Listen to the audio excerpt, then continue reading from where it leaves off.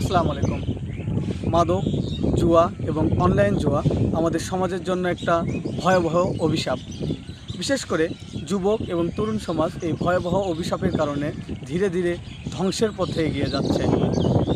মাদক আমাদের শরীরের এবং মস্তিষ্কের ব্যাপক ক্ষতি সাধন করে এবং জুয়া করে তোলে অর্থনৈতিক এবং সামাজিকভাবে বিপর্যস্ত, যার ফলে ব্যক্তি, পরিবার, গোষ্ঠী, দেশ, এলাকাভিত্তিকভাবে আমরা সবাই ক্ষতির মুখে পড়ি।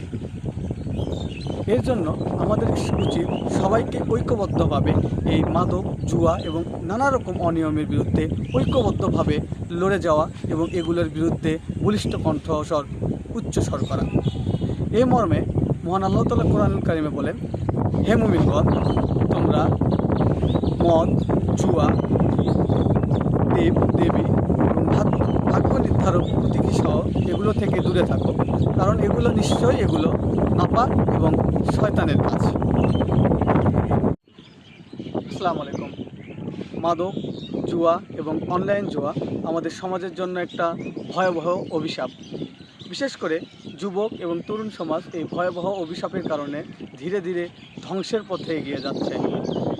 মাদক আমাদের শরীরের এবং মস্তিষ্কের ব্যাপক ক্ষতি সাধন করে এবং জুয়া করে তোলে অর্থনৈতিক এবং সামাজিকভাবে বিপর্যস্ত, যার ফলে ব্যক্তি, পরিবার, গোষ্ঠী, দেশ, এলাকাভিত্তিকভাবে আমরা সবাই ক্ষতির মুখে পড়ি।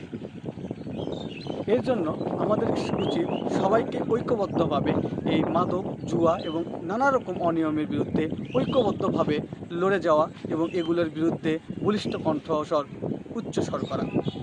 এই মর্মে মহান আল্লাহ তাআলা কোরআনুল কারিমে বলেন, হে মুমিনগণ, তোমরা মদ, জুয়া, দেব দেবী এবং ভাগ্য নির্ধারক প্রতীকী সহ এগুলো থেকে দূরে থাকো, কারণ এগুলো নিশ্চয়ই নাপাক এবং শয়তানের কাজ।